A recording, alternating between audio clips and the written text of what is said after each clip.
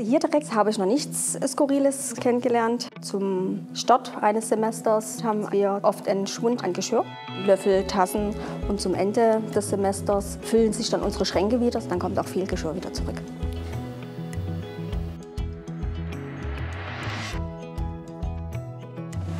Hallo, mein Name ist Viktoria Bertha. Ich bin die Serviceleiterin hier im Haus und möchte euch heute durch die Mensologgie führen. Was liebe ich an meiner Arbeit? Eigentlich kann ich nichts Konkretes sagen. Was ich speziell liebe, ist eher die Vielfältigkeit, die Abwechslung, die ich tagtäglich habe. Die Herausforderung ist, die Gäste zufriedenzustellen, dass das mit den Abläufen funktioniert. Und natürlich das Motivieren der Mitarbeiter ist auch mein größtes Ziel, dass alle glücklich und zufrieden nach Hause gehen.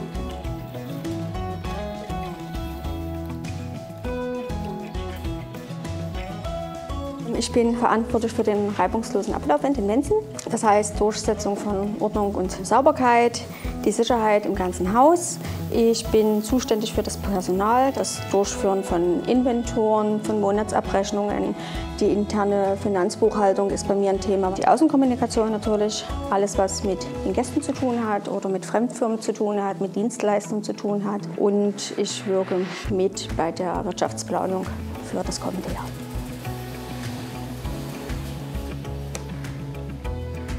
Wenn ich hier reinkomme ins Büro, ist klar Rechner an und als erstes checke ich die E-Mails sowie mein Telefon, ob ich schon Anrufe in Abwesenheit habe. Um ordentlich in den Tag zu starten, müssen wir natürlich gucken, ob es Krankmeldungen gibt, damit wir planen können.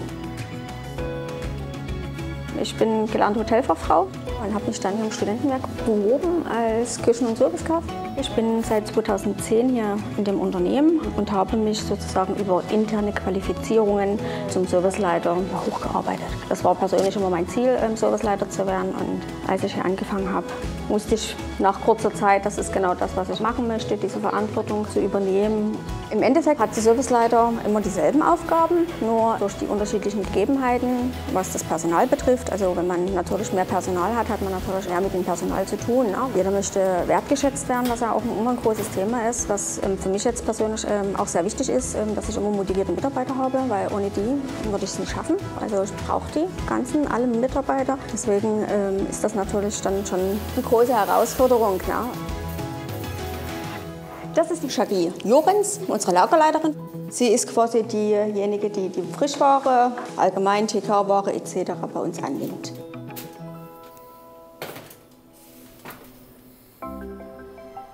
Wir kommen jetzt ins Küchenleiterbüro zu unserer Küchenleiterin der Mensologgie. Das ist die Frau Pester. Sie ist quasi zuständig für die Speiseplanung, Portionsplanung, Bestellungen und das Telefon klingelt.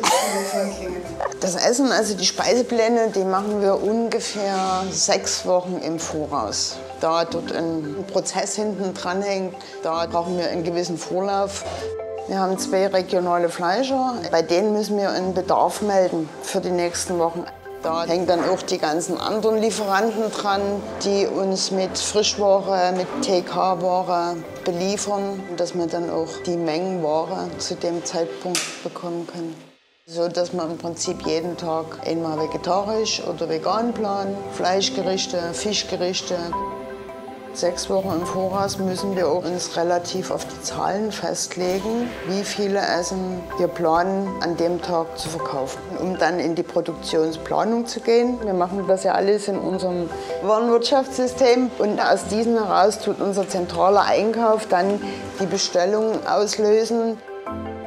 Ich schaue meistens zum Semesterstart, wie viele Gäste sind im vorigen Jahr da gewesen. Und nach diesen Zahlen kann man eigentlich erfahrungsgemäß auch wieder planen. Es sei denn, es ist Corona, da ist alles anders.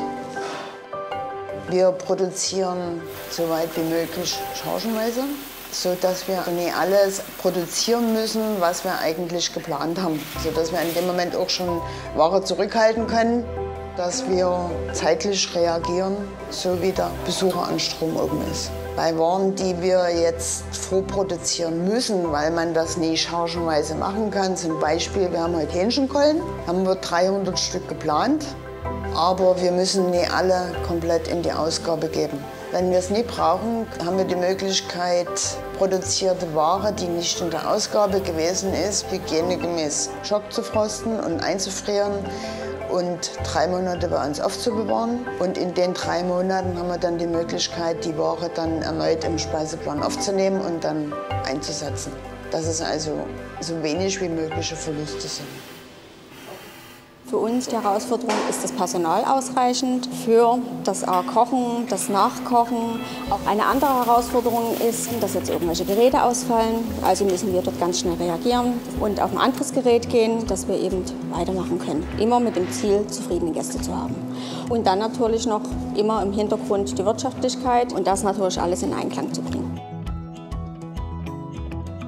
Im Moment haben wir in der Küche 3 feste Essen geplant. Für jedes Essen haben wir einen Koch, der für das Essen an dem Tag verantwortlich ist. Und haben dazu noch Küchenhilfen oder Beiköche, die dann als Springer tätig sind, wo sie gerade gebraucht werden, dass sie dann eben zuarbeiten, dass wir uns wirklich untereinander helfen, damit alle Essen am Ende des Tages fertiggestellt sind. Ein Team, alle essen zusammen.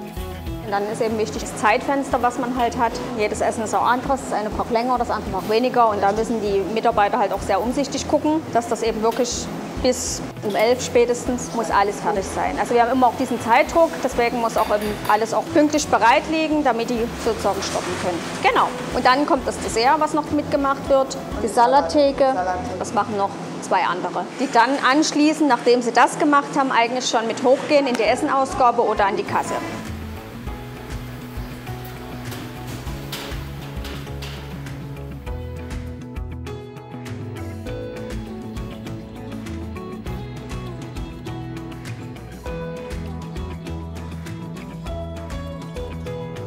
Vielen Dank. Gut? Ja, gut. Tschüss. Petra, sind die Schilder für die Essenausgabe fertig? Ich drucke. Sehr schön. Die Kollegin druckt sozusagen jetzt die ganzen Schilder aus für unsere Essenausgabe. Sehr schön. Für die Kassenmädels oben tue ich vorbereiten die Zettel für die Ausgabe und dass die Kassen genug bestückt sind mit Kleingeld und mit Scheinen. Das ist die Mitarbeiterin, die Frau Kretschel, unsere Vorarbeiterin für die Hauswirtschaft. Und das ist unsere Mitarbeiterin, die Frau Thiermann. Also wir bereiten jetzt die Essenausgabe vor. Es gibt immer ein vegetarisches Essen, ein Fleischessen und ein Mix. Und diesmal ist es heute Pasta mit Käserahmsoße und Blattspinat. Wir haben eine Planung, die wir tagtäglich machen und wir wissen halt nie, was uns erwartet an Gästen von den Mengen her. Wird es reichen, wird es nicht reichen? Also es ist jetzt nicht nur das Tür auf und zuschließen, sondern das sind eben diese Arbeitsschritte, die wir tagtäglich machen müssen, von Warenannahme bis dass das Essen auf dem Teller ist, plus die zusätzlichen Dinge, die jetzt ein Gast so nicht sieht, die wir halt jeden Tag machen müssen, dass alle Gäste zufrieden sind.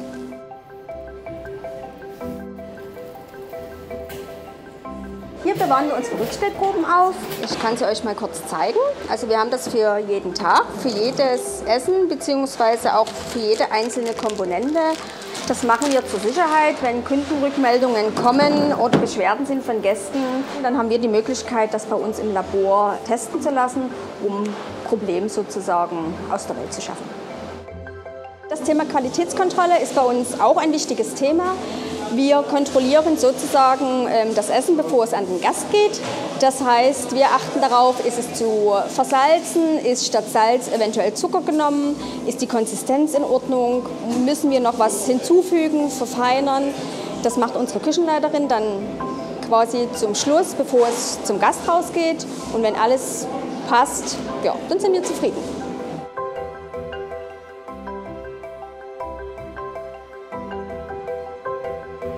Die Portionen aktuell sind bei 600 bis 800. Das schwankt jetzt momentan sehr. Wir haben Öffnungszeiten, die angepasst sind. Vor Corona hatten wir 1200 Portionen und das ist natürlich auch unser Ziel, wieder dort hochzukommen. Was gebe ich den Studenten mit? Die sollen unbedingt zu uns kommen, weil wir, wie schon gesagt, auch die Umsätze brauchen. Wir leben von den Studenten, komplett auch die Bediensteten, also alle Gäste, weil wir ja auch Freude dran haben, die Gäste zufriedenzustellen. Wenn sie gerne kommen, motivieren wir die Mitarbeiter und das ist halt so ein Kreislauf und deswegen sollen sie unbedingt kommen zu uns.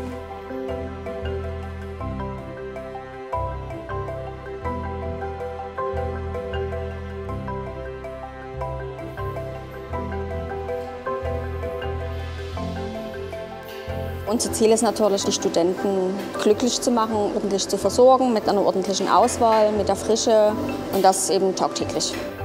Das beliebteste Gericht hier in der Mentologie ist unter anderem die Currywurst mit Pommes, Schnitzel mit Pommes, Linsen und es geht jetzt schon in die Richtung vegetarisch und auch vegan. Die Besonderheiten der Mentologie sind die Tischdecken bei uns oben im Saal. Die Gäste, Studenten sowie die Professoren mögen das halt, die Gemütlichkeit. Sie sitzen bei uns hier länger und aktuell machen wir es nicht aufgrund Corona. Feedback kann man als Gast hinterlassen. Das kann man bei uns auf der Studentenwerksseite über unser Kundenportal. Dort kann man Lob, auch negative Sachen bringen und wir sind sozusagen diejenigen, die das dann auch beantworten. Jeder Serviceleiter ist quasi für sein Haus zuständig und ist dafür auch eben auch in der Verantwortung, das zu beantworten und natürlich das auch weiterzugeben, damit man das ändern kann.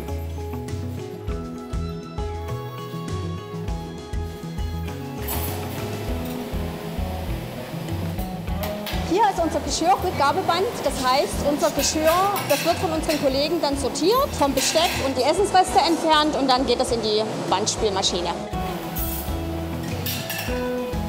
Hier kommt das saubere Geschirr raus und dann wird das wieder in die jeweiligen Positionen zurückgegeben, sprich an die Essenausgabe, dass das hintereinander weglaufen kann. Genau. Wenn ihr die Arbeit von Christina aus der SLUB sehen möchtet, klickt nach oben. Wenn ihr weitere Videos der TU sehen möchtet, klickt nach unten. Und wenn euch der Kanal gefällt, dann abonniert uns und drückt die Glocke. Vielen Dank, tschüss!